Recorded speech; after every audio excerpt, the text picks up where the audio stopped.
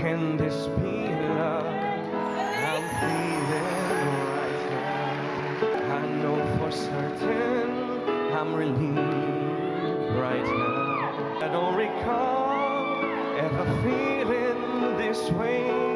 Tell me, what does one say to one who makes me feel this way?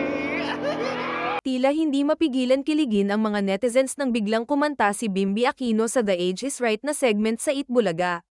Ayon sa mga netizens, tila ang ganda raw ng boses ni Bimby at may ibubuga ito pagdating sa kantahan.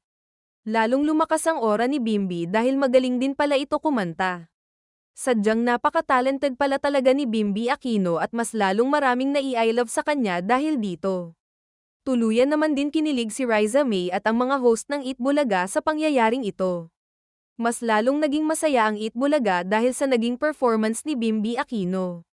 Patunay lang ito na napakaraming talent ni Bimby Aquino kaya naman kinuha talaga siya ng Itbulaga para maging host.